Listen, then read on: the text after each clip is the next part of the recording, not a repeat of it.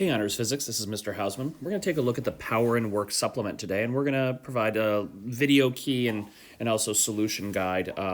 Some people did have some challenges working, to those answers, and that's understandable. But let's see how this works.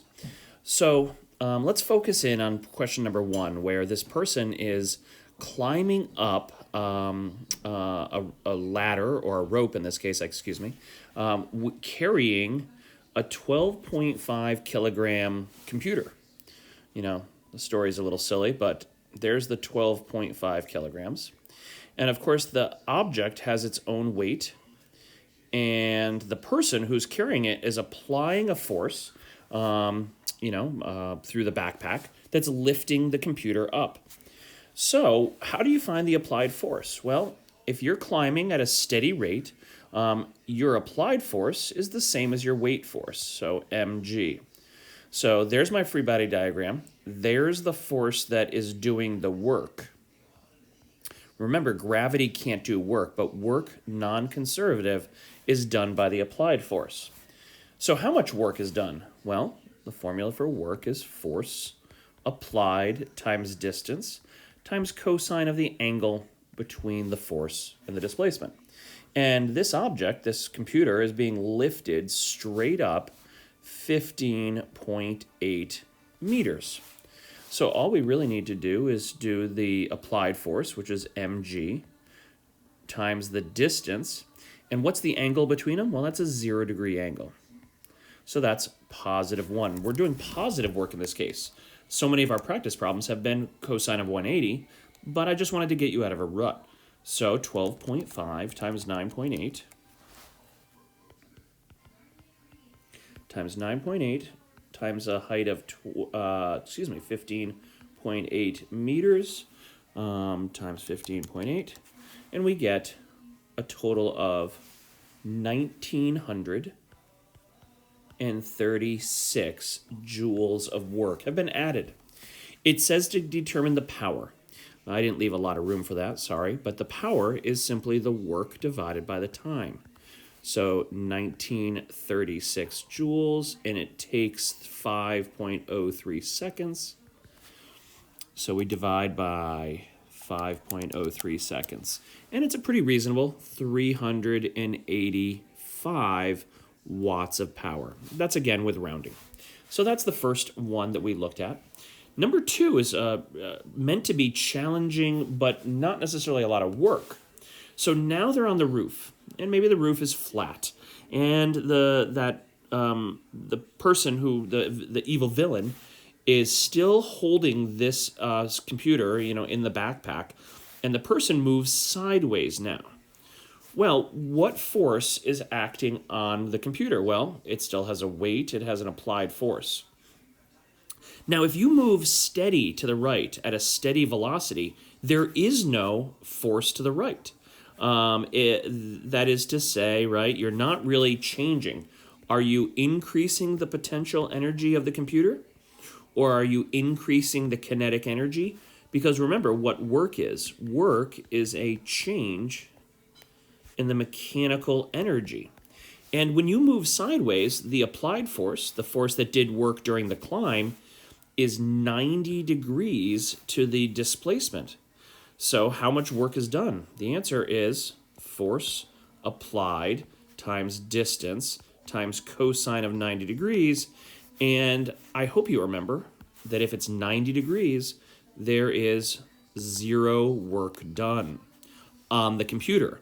I'm not saying it doesn't take some energy to sprint, but that would be internal. The person who's running is using the energy. Are you actually changing the energy of the computer? And the answer is nope, not changing its mechanical energy. Okay? And therefore, if your work is 0, then your power is 0 watts. Next one.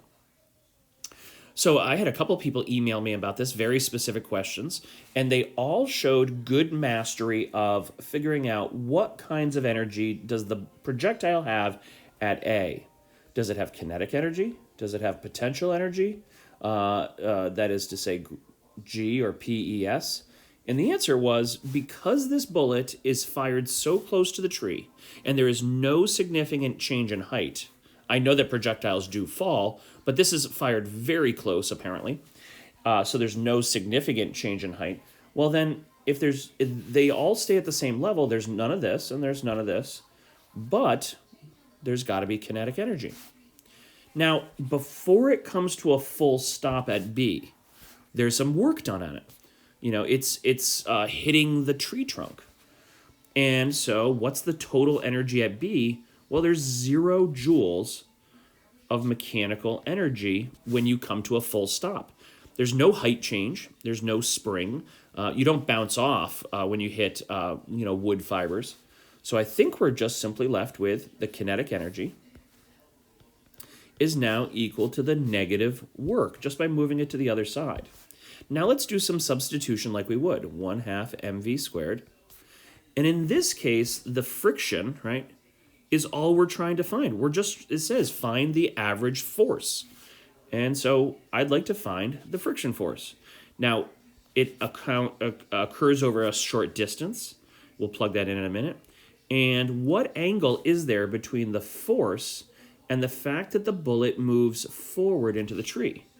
Oh, that's a 180. So now we do half of its mass. Now remember, guys, grams have to go to kilograms. And centimeters have to go to meters.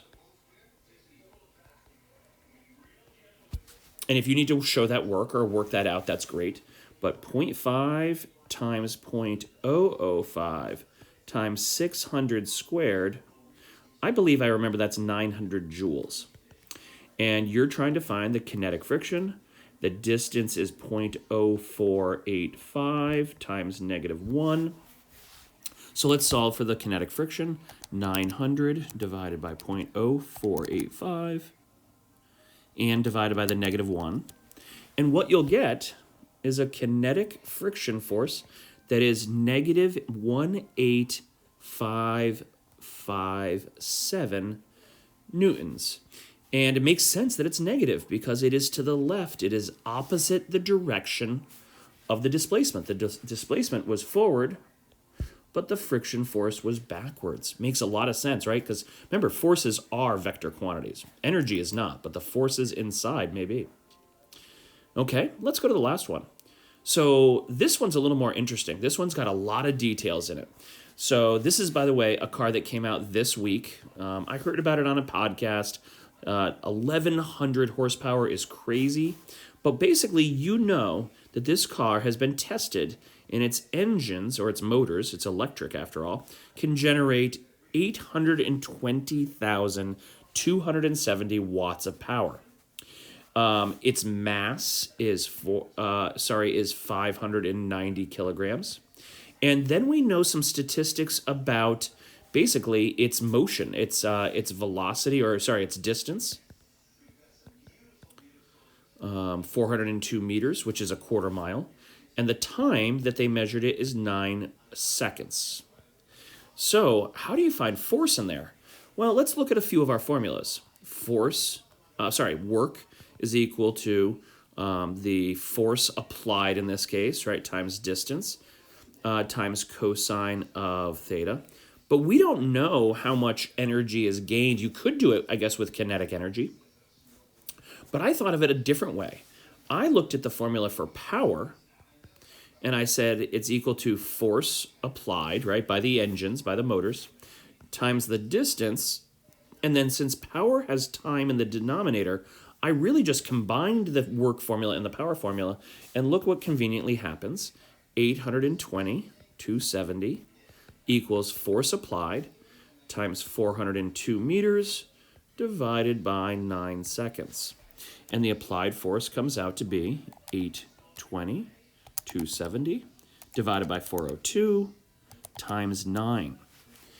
And that's a huge force. It's 18,364 newtons. And then, just to see what kind of acceleration that actually feels like, remember the formula for acceleration is the net force, or the sum of the forces, divided by the mass. Well, even if you picture a car, that's definitely not what a Tesla looks like, and you remember that I'm making sure before you do a second Newton's second law for part B, right? It has a weight, but there's a normal force, and we're going to assume there's no mention of friction.